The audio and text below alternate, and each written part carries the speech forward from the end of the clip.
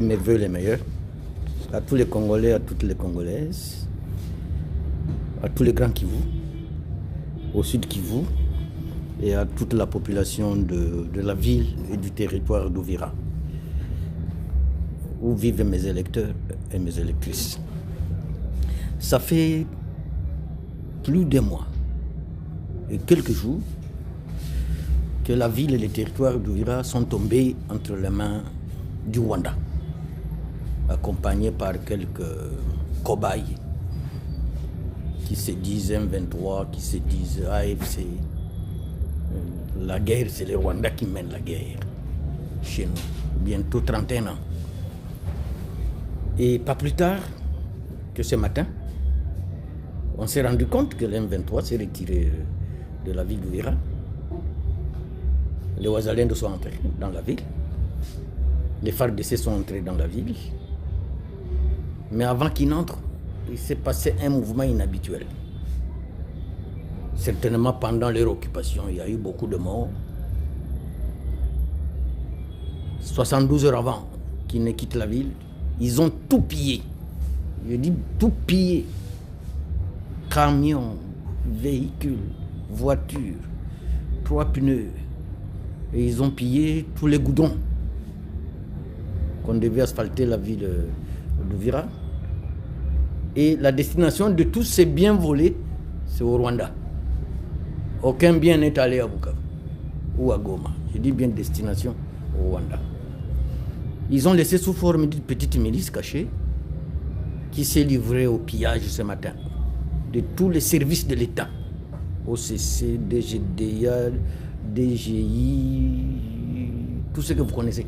OG Frères. Ils ont détruit ma résidence. Ma résidence était leur quartier général depuis qu'ils sont entrés là-bas. Ils ont tout cassé. Ils ont détruit. Ils ont détolé ma résidence. Mais on construira d'autres. Le message que je voudrais passer ici, c'est celui de paix et de cohésion à Uvira. Peut-être qu'on va stigmatiser certaines communautés, mais moi je suis mon Foulirou. Quand la ville d'Uvira est tombée, ceux qui étaient au devant de la scène, ils sont connus, identifiés. Ce sont les Bafulirou. Je ne saurais pas les citer pour leur donner beaucoup d'honneur et beaucoup d'importance. Mais tout le monde les connaît. Il y a des notables qui ont même appelé leur clan à venir accueillir les héros du clan.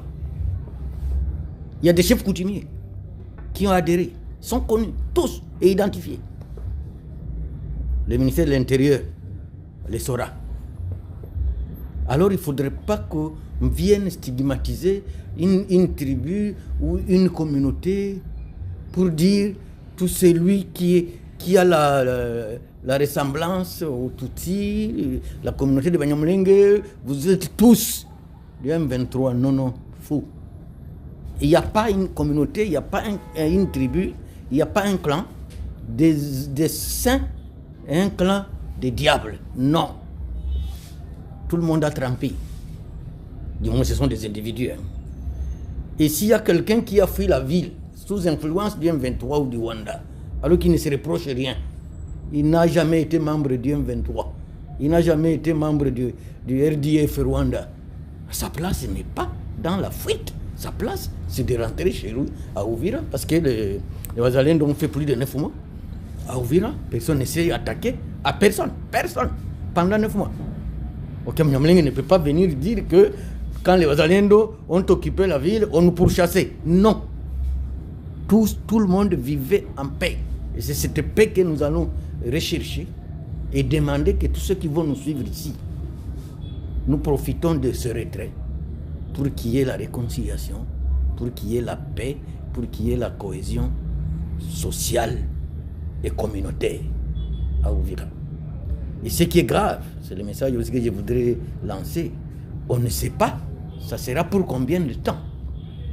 Parce que si le gouvernement congolais, si le ministère de la Défense, si l'état-major général des FARDC, si la maison militaire du président de la République ne s'implique pas pour renforcer troupes d'hommes, munitions, armements, avec des chars pour protéger Uvira, demain après-demain, on peut se réveiller qu'ils sont encore revenus.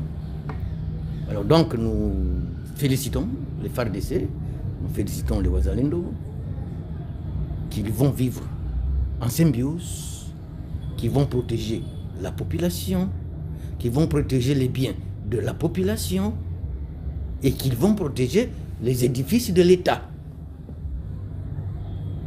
Je répète encore qu'il n'y a pas un camp des anges et un camp des diables, profiteurs de l'occasion, comme les animaux malades de la peste de La Fontaine avaient dit qu'on se lave et que la paix et la cohésion communautaire reviennent. C'est ça notre vœu.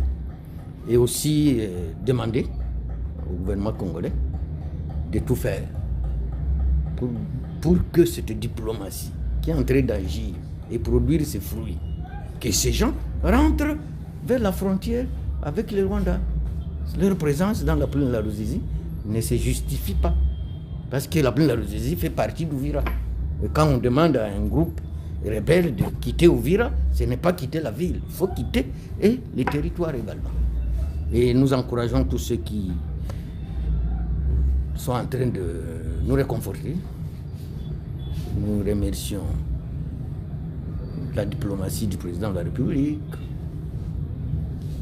Mais qui veut la paix prépare la guerre.